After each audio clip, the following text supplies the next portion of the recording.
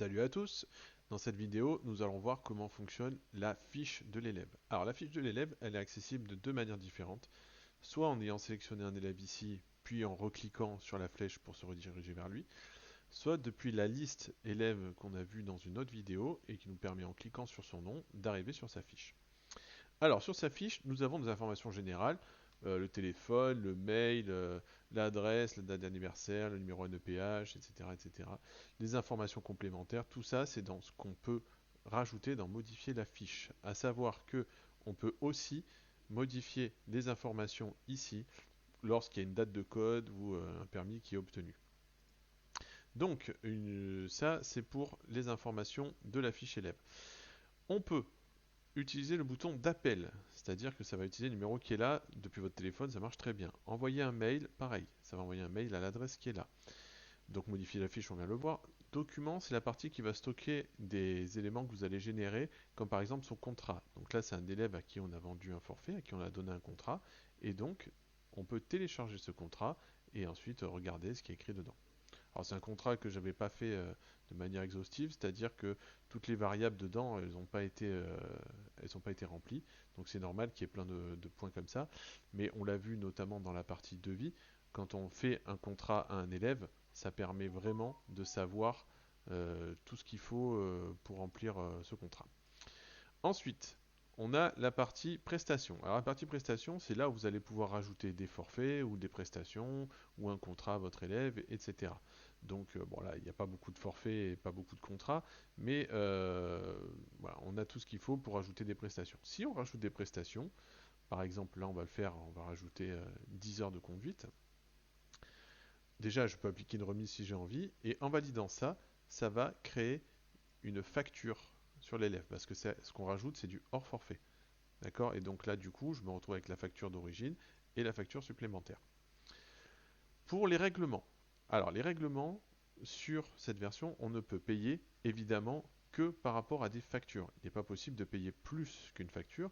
Et donc, lorsque je vais payer, par exemple, je vais payer la facture qu'on vient de faire en plus, je ne pourrai pas dépasser ce montant-là pour cette facture. Je peux payer en plusieurs fois, donc c'est-à-dire je peux payer moins et ensuite y ajouter plusieurs paiements. C'est ce qu'on va faire là et vous verrez qu'il y a un code couleur. Alors, une facture, quand on n'y touche pas, elle est rouge.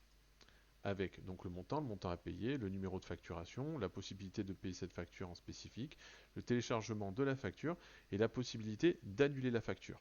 Alors, pour une annulation de facture, on est d'accord que c'est interdit, ce qui fait que le logiciel fait une action, donc il crée un avoir, il fait disparaître cette ligne du compte et il annule les prestations qui sont reliées à cette facture. Donc pour vous, c'est comme si la ligne n'avait jamais existé, mais elle existe en compta. On va revenir au paiement.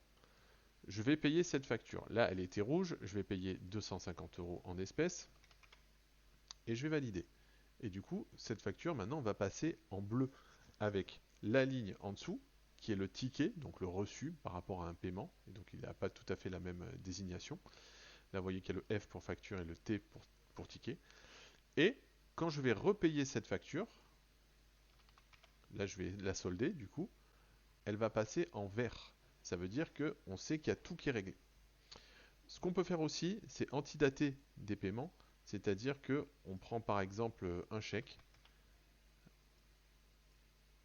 et qu'on va mettre à une date plus tard. Par exemple, on va faire un encaissement le 8 juillet, on va valider, et là il y aura un code couleur différent. C'est-à-dire qu'il va s'afficher en jaune. C'est-à-dire que c'est un paiement que vous êtes censé avoir et qui n'a pas été encore encaissé.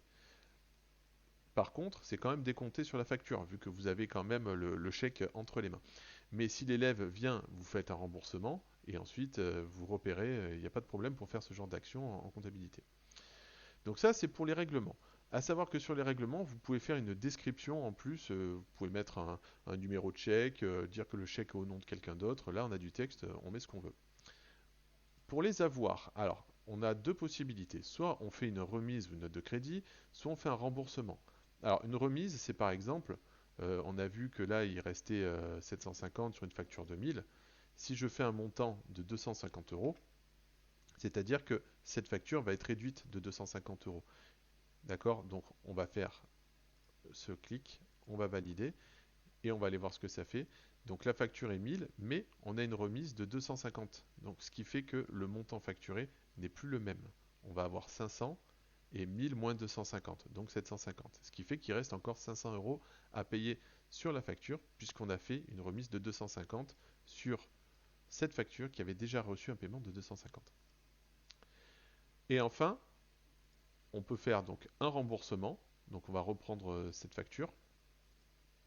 On va dire qu'on fait un remboursement de 250 pour la personne qui vient reprendre son chèque qu'elle avait donné d'avance. Donc on a le remboursement qui est fait.